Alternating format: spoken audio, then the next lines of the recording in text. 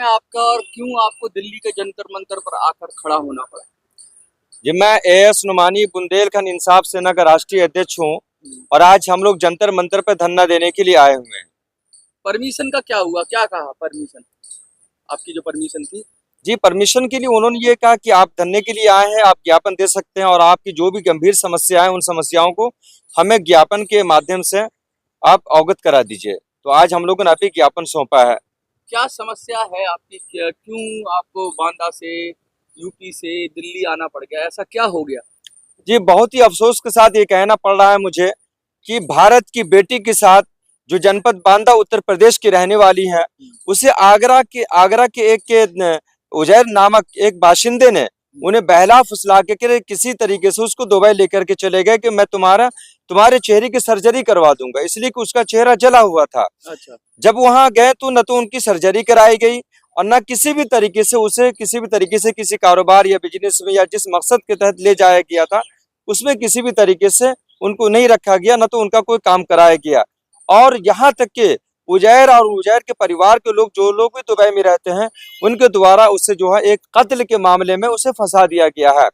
और जब से कत्ल के मामले में फंसा दिया गया है, उस दिन से लगातार शहजादी के माता पिता, उनके पिता शब्बीर हैं, जिनका रो रो के बहुत ही बुरा हाल है, और उनके घर वाले भी बहुत रो रो के हिंदुस्तान के प्रधानमंत्री जी से और देश के राष्ट्रपति महोदय जी से गुहार लगा रहे हैं, उनसे रो रो करके भीख मांग रहे हैं कि हमारी बेटी को किसी भी तरीके से इंसाफ मिल जाए। तो हम लोग इंसाफ दिलाने के लिए आज दिल्ली के जंतर मंतर पर हैं। लगातार आपने मुलाकातें भी की होंगी, क्या मुख्यमंत्री से भी आपने कुछ ज्ञापन दिया योगी जी से? क्योंकि यूपी का मामला है और योगी जी महिलाओं के मामले में कहते हैं कि बहुत सख्त हैं। क्या लग रहा है, क्या वहां भी आपने अप्रोच किया?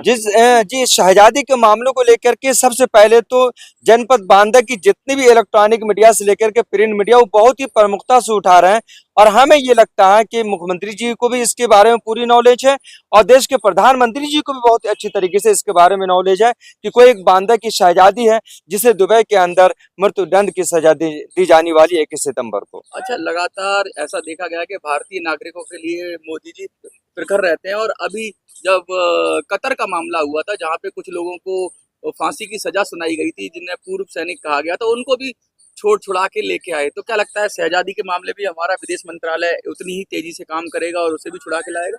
जी, इसी वजह से जिस तरीके से आपने एक बड़ी बात कही है कि हमारे देश के प्रधानमंत्री जी, अगर देश का कोई भी नागरिक, कोई भी बाशिंदा अगर विदेश में जाकर के किसी भी मामले में फंस जाता है, तो हमारे देश के प्रधानमंत्री जी उस मामले को गंभीरता से लेते हैं और उसे इंसाफ दिलाने की पूरी कोशिश करते हैं।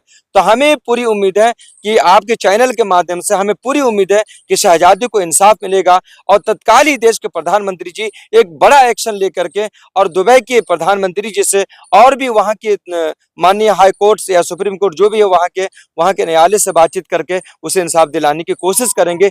यही वजह है कि आज हम लोग दिल्ली के जंतर मंतर पे हैं, ताकि हमारी आवाज देश के प्रधानमंत्री जी और देश के विदेश मंत्री तक हमारी आवाज पहुंच सके और शहजादी को तत्काल उसे इंसाफ मिल सके। बुंदेलखंड इंसाफ सेना आगे की योजना क्या है आपकी?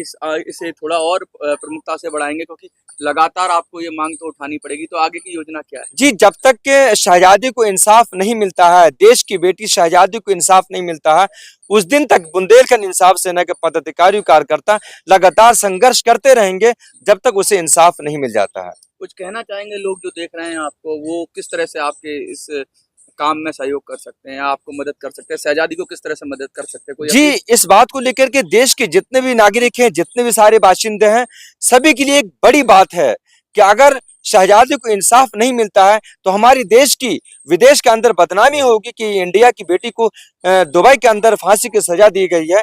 इसलिए आज पूरा देश उनके लिए दुआएं मांग रहा है, उन्हें आशीर्वाद दे रहा है कि तत्काल शहजादी को इंसाफ मिले और इंसाफ मिल करके वो सही सलामत अपने देश भारत आकर के अपने माता पिता के सामने आ जाए।